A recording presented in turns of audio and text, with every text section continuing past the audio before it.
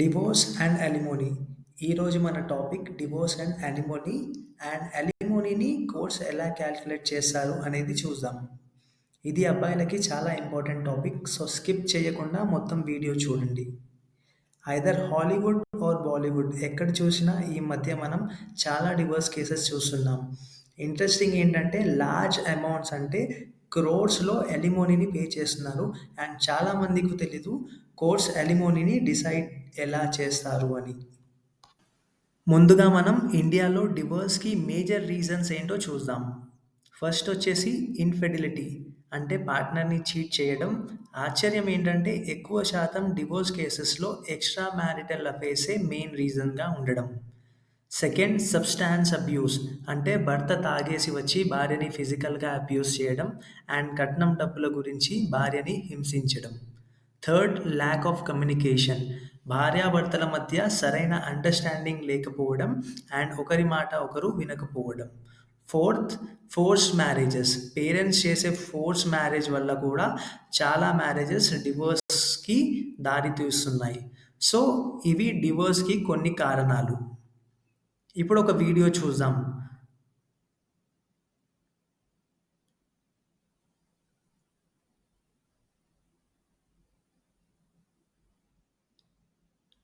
చూసారుగా ఎలా ఒక అమ్మాయి తన హస్బెండ్ దగ్గర డివోర్స్ మెయింటెనెన్స్ డబ్బులు తీసుకొని ఎలా నవ్వుతుందో.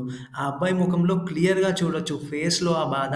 తను ఎంత కష్టపడి సంపాదించాడో ఆ డబ్బులు. ఈ కాలంలో ట్రస్ట్ మీ గైస్ నిజమైన ప్రేమ అసలు లేదు. కొన్ని real life divorce cases example తీసుకుందాం. బట్ మనం ఇక్కడ ఎవరి నేమ్స్ యూజ్ చేయం. మీరు హింట్‌తో నేమ్స్ గెస్ చేయాలి. ఓకేనా? ఒక రీసెంట్ కేస్‌ని తీసుకుందాం. Indian cricketer leg spinner and తన వైఫ్ మధ్య డివోర్స్ రూమర్స్ చాలా కాలంగా నడిచాయి. అండ్ అట్ లాస్ట్ వాళ్ళు అఫీషియల్‌గా డివోర్స్‌కి అప్లై చేసి డివోర్స్ తీసుకున్నారు. సో, ఆ ఇండియన్ స్పిన్నర్ తన వైఫ్‌కి 4,75,00,000 అలిమోనీ ఇవ్వడం జరిగింది. సో, మీరు గెస్ చేయొచ్చు ఎవరా క్రికెటర్ అనేది. ఓకే. కేస్ 2 కేస్ 2 చూద్దాం. ఒక power hitter Indian cricketer all rounder and ఒక యాక్ట్రెస్ డివోర్స్ తీసుకున్నారు అని చాలా రూమర్స్ వచ్చాయి. అందరూ అనుకున్నదేంటంటే ఆ ఇండియన్ క్రికెటర్ ఆల్ రౌండర్ అలిమోనీని తప్పించుకున్నాడు అని.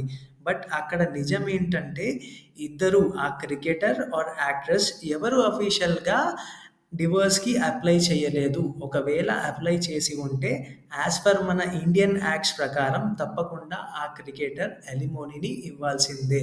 So, Indian cricketer all rounder అంటే మీరు ఆ హింట్‌లో తెలుసుకోండి. Okay.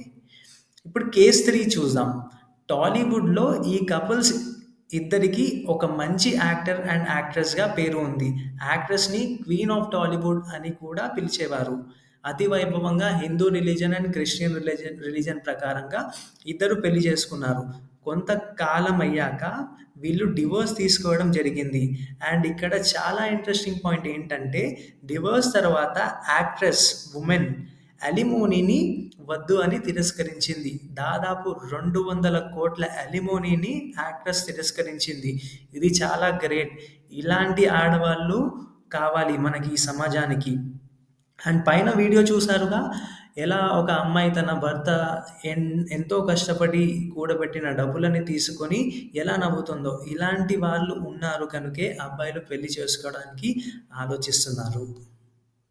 How is alimony calculated? అలిమోనీని ఎలా క్యాలిక్యులేట్ చేస్తారు అనేది చూద్దాం. అలిమోనీని డిసైడ్ చేయడానికి ఇండియాలో ఒక ఫిక్స్డ్ ఫార్ములా అనేది లేదు. కోర్ట్స్ చాలా ఫ్యాక్టర్స్‌ని కన్సిడరేషన్‌లోకి తీసుకుంటాయి. సో, అవేమేం ఫ్యాక్టర్సో మనం చూద్దాం. ఫస్ట్ వచ్చేసి ఇన్‌కమ్ ఆఫ్ బోత్ పార్టీస్. భర్త ఆర్ భార్య ఎవరు ఎంత సంపాదిస్తున్నారు అండ్ వాళ్ళ ఆర్థిక స్థితి ఎలా ఉంది అనేది చూస్తారు. సెకండ్, భార్యకి ఇంకా పిల్లలకి కావాల్సిన అవసరాలు రీజనబుల్‌గా ఉండాలి.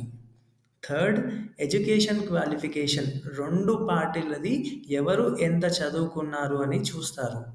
Fourth, women standard of living during marriage అంటే భర్తతో ఉన్నప్పుడు భార్య లైఫ్ స్టైల్ ఎలా ఉంది అని అది కూడా చూస్తారు.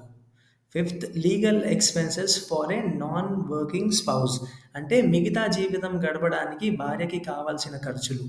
Sixth, financial capacity and income భర్తకి ఏమైనా అప్పులు ఉన్నాయా?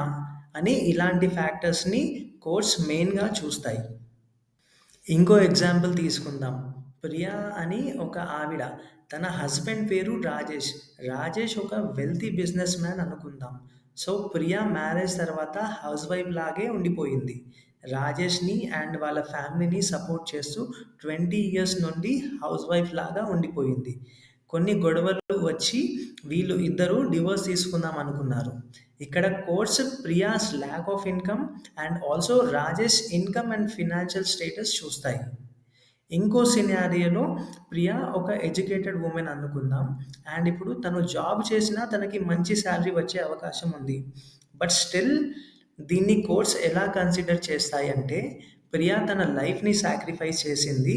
రాజేష్ అండ్ తన బిజినెస్ అండ్ వాళ్ళ ఫ్యామిలీని సపోర్ట్ చేయడం కోసం తన కెరియర్‌ని సాక్రిఫైస్ చేసింది అని అంటారు.